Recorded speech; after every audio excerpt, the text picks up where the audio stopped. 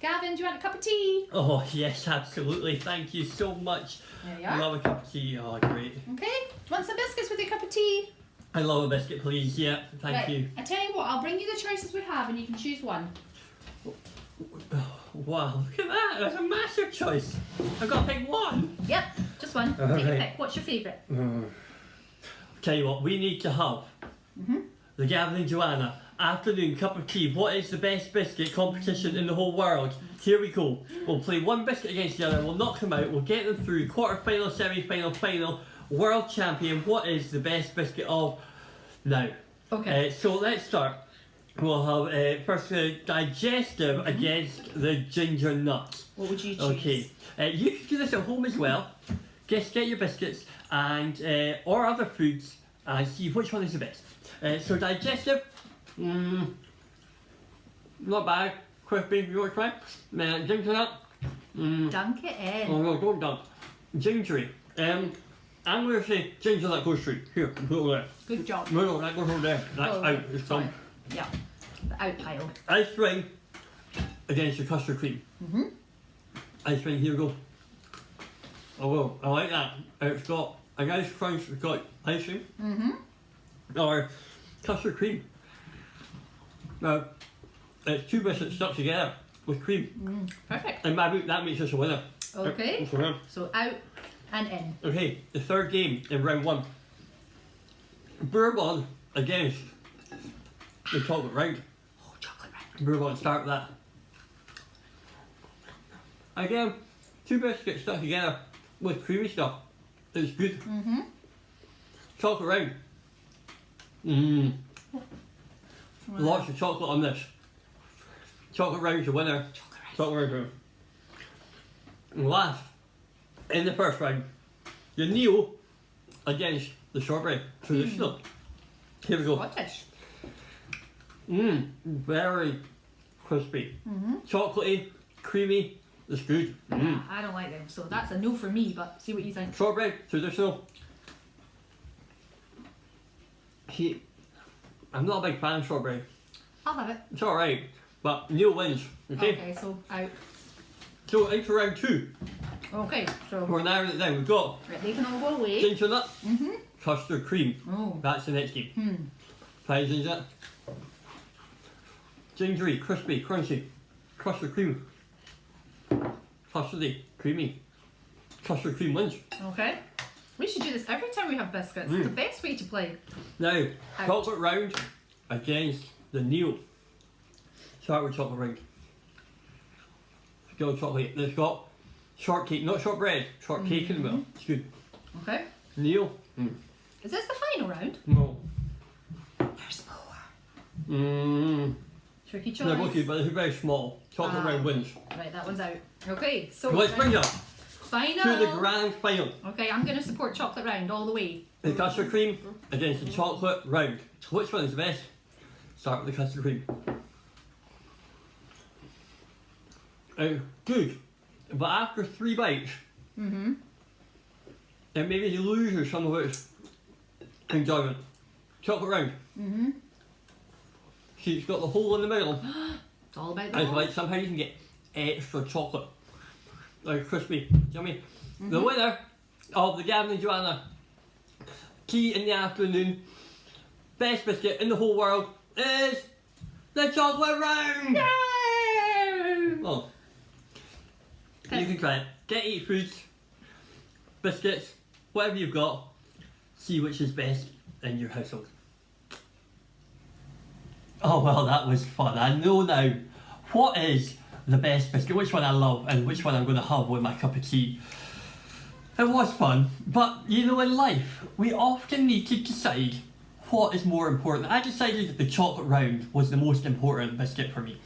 But we need to decide what's most important loads of times. Well, you're sitting on the couch and you need to decide, should I go to the loo or should I watch the rest of the programme? Hard choice. You need to decide, should I do my work at school or should I go and play with my toys? Well, we know what's right. We have to decide, should I read my Bible or should I not bother? Should I go to church or should I go somewhere else? Should I wash my hair or should I just leave it go all minging? Should I... You get the picture. There's lots of things we have to decide what is most important. Which one we love the most, which one we need to do. Now, this week we're going back to the same verses that we looked at last week in Luke chapter 16, but we're going to think about a few different ones, the ones we didn't really think about last week. So, Joanna, where exactly are we reading? So we are going to look in Luke chapter 16, and we're going to start a little bit further down in verse 10. So this was near the end of our reading last week. So we're going to have a little think about, well, let's not skip over these. What do they mean? So let's read it together. Are you ready? One who is faithful in a very little is also faithful in much. And one who is dishonest in a very little is also dishonest in much. If then you have not been faithful with the unrighteous wealth, who will entrust to you the true riches? And if you have not been faithful with that which is another's, who will give you that which is your own? No servant can serve two masters, for either he will hate the one and love the other, or he will be devoted to one and despise the other. You cannot serve God and money. So we're going to have a little look at this. So the passage tells us that we cannot in our life serve two masters. We can't have two people in charge of us. We can't be having two reasons to live our lives. So in this particular passage, it talks about you can't serve God and money at the same time. Okay, so I wonder what that looks like. What does that actually mean in our lives? You might think, I don't serve God, or I don't serve money, or let's have a think a bit about that.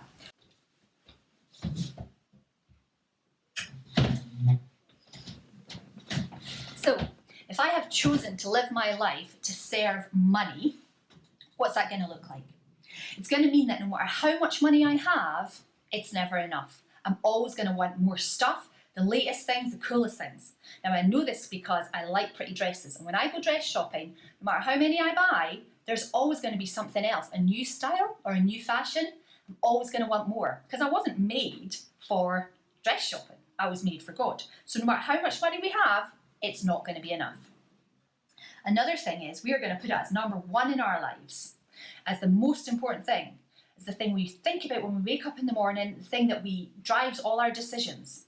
And because it's number one, it might mean that other things which should be important, like our relationships and our friendships, get shoved down the list.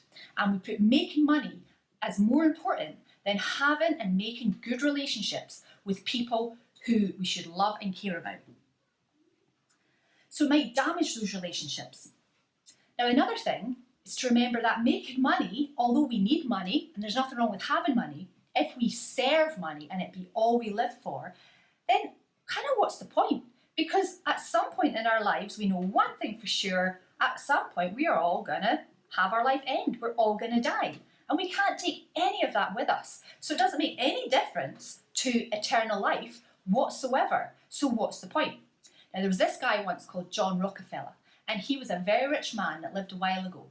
And he was asked once, how much money is enough money? Now, remember, he was very rich already. And his answer was just a little bit more. So it didn't matter how much was there, as long as there was a little bit more.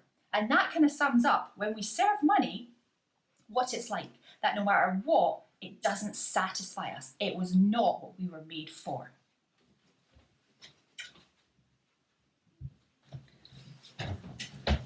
So, I've decided to serve God with my life. And what does that look like?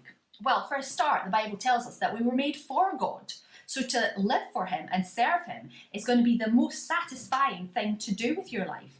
He is going to meet every one of our needs. He is going to be there for us. And actually, it's the whole point. It satisfies us completely. He is going to be enough for us. We're not going to need more of this and more of that. He is going to be everything that we need. And knowing God and having a relationship with him through Jesus means that we are saved forever. So even after this life, our life goes on and on forever in a wonderful place with him, to be with him forever. So we get saved forever, and we have the right life that we're meant to have just now, a satisfying one. It helps us with our relationships with other people. We get to be part of a family with other Christians and get to know them too. If we are putting God as number one in our lives, that doesn't mean that we won't have money. And we might even have a lot of money, even with God as number one in our lives. But it means that instead of serving money and it driving everything we do, we serve God and we use the money that He's given us as a tool to bless other people and to use for His service, to use in a way that would be honouring and glorifying to Him in the choices that we make with that money that He's given us. So you have a think about it. Would you rather serve money that doesn't satisfy or God that satisfies completely? Have a think about that just now. What does your life say and show other people about who you serve and what you love the most? Well, when I get a plate of biscuits and I've got to choose one, I'm going to choose the chocolate round. So you would know from that that it's my favourite. It's the one I love the most out of all these biscuits. Yum. But in the rest of life, what we do, what we say, how we act, shows what's important to us. So maybe you can have a moment or two to think, to chat with your family, people that are there. What does the way you live your life show is important? Does it show that God is most important?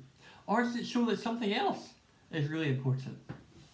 Have a little chat, have a think, and we hope that you can join us again soon. See you later. Bye.